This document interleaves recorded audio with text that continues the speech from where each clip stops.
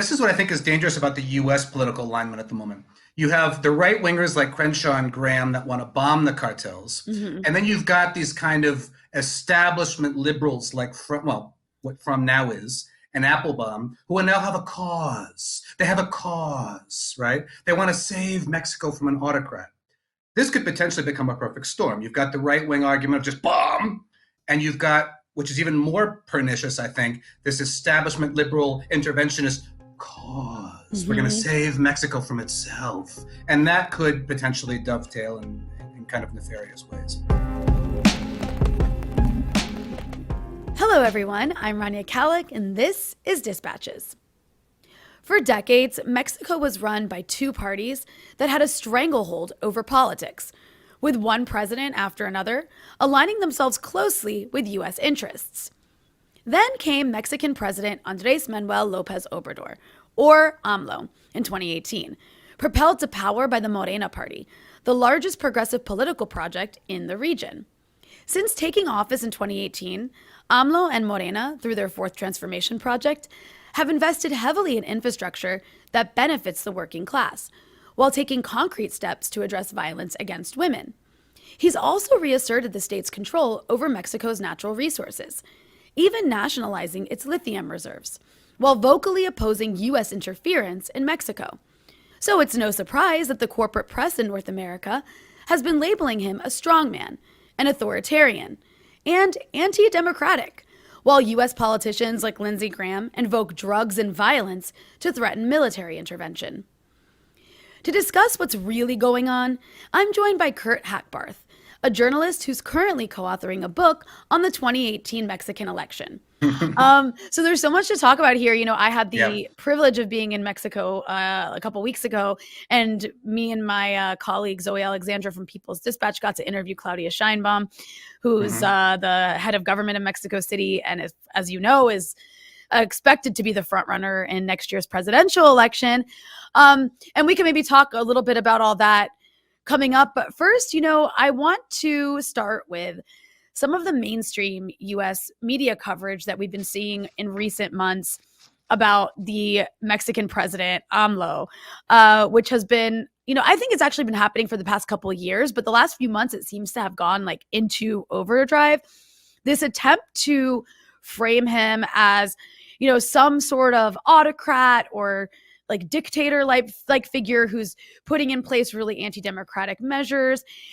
Here, for example, is the Washington Post. I'm sorry for the way it looks. They have horrible ads at the front, but this is Fareed Zakaria, writing for the Washington Post. The headline says, Mexico's populist demagogue president is gutting fair elections.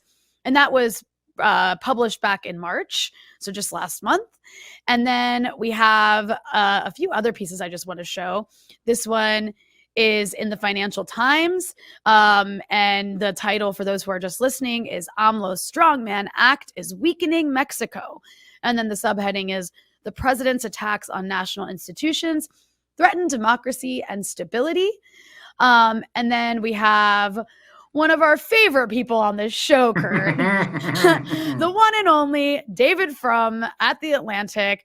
For those who don't know, David Frum was one of the top liars in the Bush administration to help lie us into the Iraq War.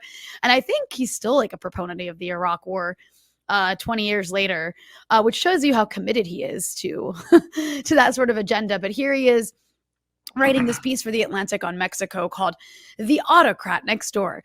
Liberal democracy in Mexico is under assault. Worse, the attacker is the country's own president, Andrés Manuel López Obrador. So that's all just to show a few examples among many, which is something that you wrote about at Jacobin, of Right. this attempt to frame AMLO, who was democratically elected, and also his term is almost over and he's going to step down afterwards, frame him as this horrible dictator, this horrible autocrat. And I mean, most of this fear mongering, as you've written, was prompted by this electoral reform bill that AMLO was backing. So anyways, all that's to just set it up for you to set the record straight for us. What was that bill? And was AMLO indeed trying to destroy democracy in Mexico? Or is this about something else? Yeah, the short answer is no, and it very clearly has to do with something else. And I'm sure we'll get to that in a minute. As you very clearly stated, Lopez Obrador was democratically elected in 2018 by an overwhelming majority, and his party, Morena, also won a majority in both houses of Congress, and they won that majority again in the midterm elections of 2021. So Lopez Obrador has an electoral mandate like no other Mexican president in history. And he's also maintained 70% or so approval rating over the course of his 5 years in office. So what you see here, and this has been going on since Amlo was elected, is a coordinated campaign from the Anglo-American press. Also, The Economist has also been hysterical about Amlo, to paint him as very much in their way of seeing Latin America in general as a messianic, autocratic dictator, tin pot dictator who is weakening Mexico's democratic institutions, as if those democratic institutions worked so well before. Really, electoral democracy in Mexico began in 2018 with the election of Lopez Obrador, and not, the election of 2000, which was supposedly inaugurated the era of the opposition, which was just flipping between two right-wing parties, right? The PAN, the right-wing party, and the PRI, the hegemonic party of state during most of the 20th century. So what you see here is this idea that democracy is only bestowed by people in suits, by neoliberal approved institutions like the National Electoral Institute, the INE, when in reality democracy in Mexico came from below, a large popular movement that had to contend against a fraud in 2006, a very dirty election in 2012. AMLO won on the third try. And over the years, the Electoral Institute has proven itself unable or unwilling to attack electoral frauds. Enrique Peña Nieto, in his 2012 electoral victory, overspent the campaign spending limit some 13 times, according to a congressional review. The INE did nothing about it. Governors from many states controlled by the PRI diverted funds from state budgets to pay for favorable electoral coverage, to spend on campaigns. All this was illegal. The INE never did a thing about it. And when I was there, I got I was able to attend the one of the mañaneras, which is the daily press conference that AMLO does, which was a really cool experience. I mean, for those who don't know, AMLO does these daily press conferences that typically last, I think, about 3 hours, and they're really early in the morning too. It's kind of amazing, where he comes, he speaks. Sometimes he's joined by other people in his administration, depending on what the subject matter is, and then he opens it up to questions. And then the press is there, asks questions. There's often like a back and forth, and it's aired on TV. So a few million people watch every day. I think something like 3 million people, possibly more, because a lot of clips are shown in other media outlets throughout the day. And then of course online. And I got to ask a question, which was pretty cool. But also Zoe Alexandra, my colleague, got to ask a question. And the reason I bring that up is because, and this is just to give people an idea of how popular AMLO is, because of his kind of way of talking to people directly every day with these press conferences. As Zoe and I were walking through Mexico City, downtown, I think it was 2 days later, by the way, after the day that we'd asked those questions. And Zoe was recognized by somebody who was because an AMLO supporter. Yeah. And she asked a question. So she was, it was just a quick question too. She was her face was on there talking, and she speaks Spanish. She also translated my question because I don't speak Spanish. So she was on there for maybe a couple of minutes.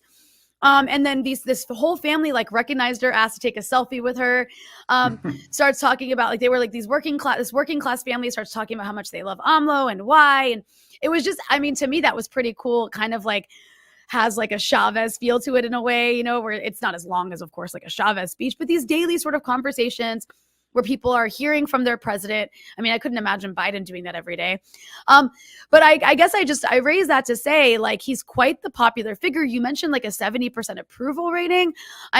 When is the last time a U.S. president had a 70% approval rating?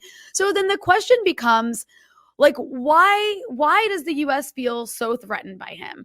What is it that AMLO has done? You talked a little bit about sort of his trajectory in politics, how he ran in 2006 and faced the electoral fraud, which I'd actually like you to elaborate a bit more on, ran again in Sure. 2012, finally wins in 2018. So what is it? What is AMLO doing that has Lindsey Graham, as well as people like Bob Menendez, and then Yeah. the entire corporate press in the U.S. like up in arms about him? Well, there's a lot to unpack there. Just a couple of quick comments as well. That 70% approval rating, let's recall, has been including the years of the pandemic, right, which has tanked the approval rating of many other world leaders. Mm-hmm. And despite a steady barrage of negative press, both domestically and internationally. You know, it's one thing to have a 70% approval rating when you have the corporate press on your side, right? Yeah. Yeah. Sycophants. It's another thing to have that degree of approval when the headlines are constantly negative, constantly, and on television, and on radio, and on the private networks, and even on the public ones. So that's a testament to that. And the Mañanera, I think, is very important as well to point out, as you experienced, it's what the AMLO calls a circular dialogue. You know, AMLO receives questions, gives information, but there's also sometimes a very tense back and forth on a lot of issues. Yeah. And a lot of important things have come out over the course of the Mañaneras, just like AMLO mentioned yesterday, the Pentagon spying on the Mexican government, right? So I think that's very important. We saw that the two Sanders campaigns were unable to break, you know, the constant negative media coverage, and it sank them. We saw how the press in Great Britain destroyed Jeremy Corbyn, and they didn't find an effective way of combating that. The Mañanera has been a very effective way of rebutting the constant negative press coverage and getting the other message out there. So I think that's something progressive movements around the world should take a very close look at. Now, with regards to what's behind these United States attacks, well, there are two very clear reasons. One of them is resource nationalism, and that is that López Obrador has been very clear that he wants to regain energy sovereignty for Mexico. And that means taking control of its natural resources and of its electrical grid. Mexico's electrical grid was basically in the hands of multinationals like Spain's Iberdrola, like Enel from Italy, and others, like we see now in Europe with, you know, rising energy bills and privatized energy grids over there. So one of his big laws a couple of years ago was an energy reform law saying, look, the public grid is public, and the public grid has to receive public sources of energy first. And then if there's any more need, then we'll buy from private energy sources. Well, of course, Iberdrola and all these companies went through the roof. And of course, Ken Salazar, the American ambassador, himself a longtime lobbyist for fossil fuel interests in the United States, who has now tried to reinvent himself in Mexico as a green guru, right, for green energy, right, was down here saying, we don't like this energy reform. And he was going back and forth and going to National Palace every 2 days. Eventually, the energy reform passed. They tried to pass a constitutional measure that didn't pass, but that passed in a standard law. It was declared constitutional. And just a few weeks ago, AMLO announced that that Mexico is buying 13 energy plants owned by Iberdrola and restoring them to public function. Wow. So that means that's a big deal. So before that purchase, Mexico produced 39% of its energy publicly, and that will now go up to 55%. And the goal is to get up to 65% public energy production by the end of his term. Basically, Iberdrola fought AMLO, a huge lawfare campaign, took him to court, tried to block everything. They stared him in the eye and lost. Wow. Iberdrola is packing up and they're leaving Mexico. And you know where they're going? They're going to the U.S., where the energy laws are much more permissive in this respect, right? Among other markets. Right? So that's one thing. And then the other one is the nationalization of Mexico's lithium stores. It has amongst the largest lithium stores in the world, in the state of Sonora, dangerously close to the U.S. border. And together with Argentina, Chile, Peru, and look what happened in Peru. Yeah. They're looking to create a pan-Latin American lithium initiative to not just mine lithium, but to actually create batteries and create refined products. So that's one thing. And the other one is that's a big no-no for the United States. From the Wolfowitz Doctrine and even before, Mexico is adopting a regional role of leadership in Latin America. And the Yeah. United States just can't permit that.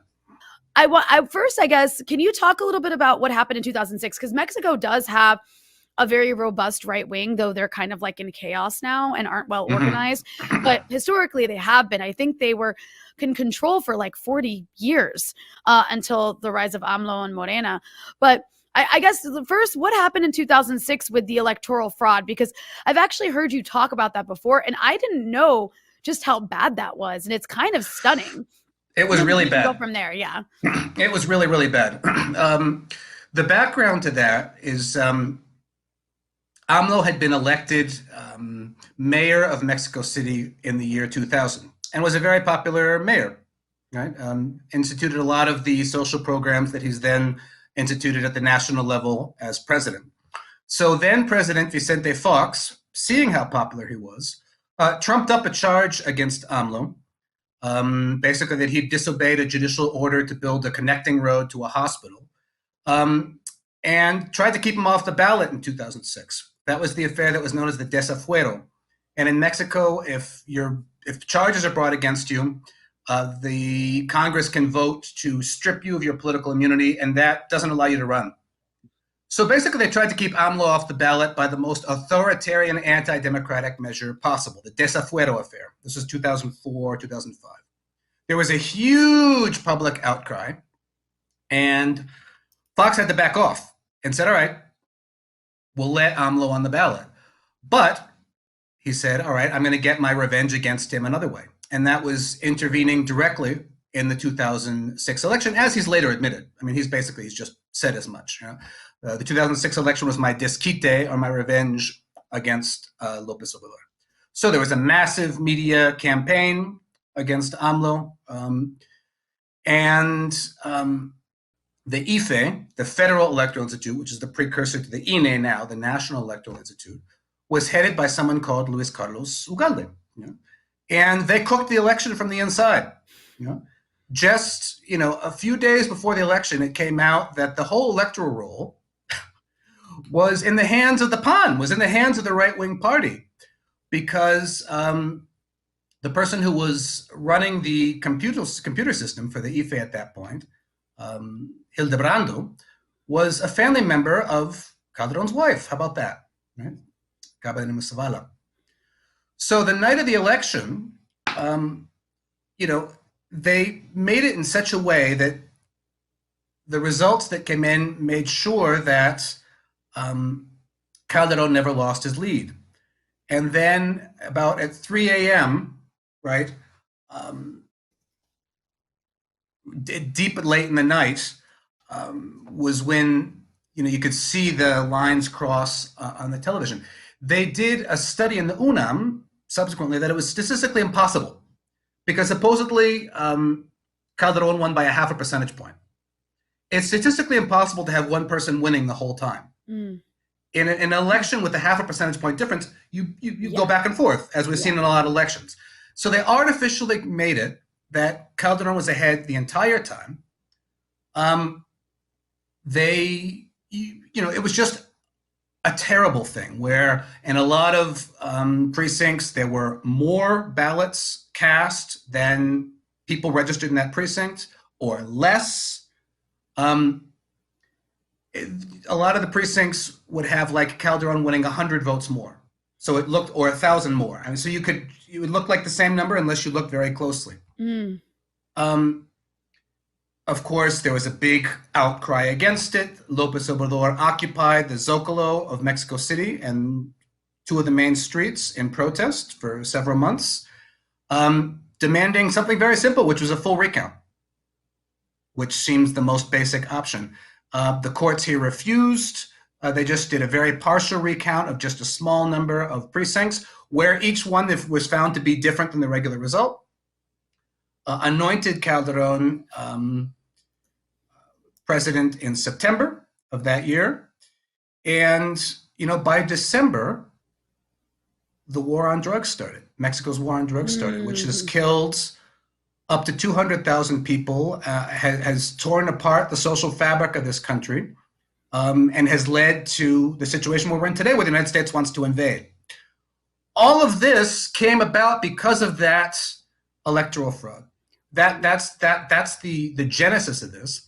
And then a few years later, what did they do? They burnt the ballots so that nobody could ever track this down and do a final count. It's like They mafia decided to style. burn them. Yeah, Yeah. it's mafia style. Yeah. I'm sure Anne Applebaum and David Frum were like on the case. Yes, yeah, I'm sure they were very, very concerned about that. waiting for their investigative deep dives into what happened in 2006. That's actually a wild story. I'm surprised. It is a wild story. Yeah, I'm sorry. I didn't mean to cut you off. I just had to make my Anne Applebaum joke, but go ahead. If you... No, and I think, why is AMLO so popular, right? Because the United States is so superficial and so racist with regards to Mexico. They think, well, he's just a messianic leader and the people are dumb and they passively kind of, love their charismatic leader and they're brainwashed. Mm-hmm. Actually, people favor Lopez Obrador because they've seen where he's been. Lopez Obrador, at the beginning of his career, when the first earlier left-wing party, the PRD, won its first municipal victories in the 80s, was fighting for that. He ran for governor in Tabasco in 1994 against a PRI candidate who spent more than Bill Clinton had spent in his presidential campaign, right? And faced a fraud there. So Lopez Obrador has been at the forefront of the whole movement to open up Mexico from the 80s onward. He headed what was called the March for Democracy in 1994. They marched from Tabasco to Mexico City, which is no small distance, camped out in Mexico City to make sure that those PRD victories were recognized, won the mayorship in Mexico City in 2000, and then has had to fight the 2006 election, which we just talked about, the 2012 election, which was an imposition of a television-created president in Peña Nieto, a U.S. tool, and had to fight against that, and never stopped. He never stopped. He didn't give up. Right? Yeah. He didn't do an Al Gore or whatever. Kept going, and finally won in 2018. And people see that. People aren't, people have agency. People aren't, dumb and brainwashed, as the U.S. press constantly tries to make out the Mexican public to be.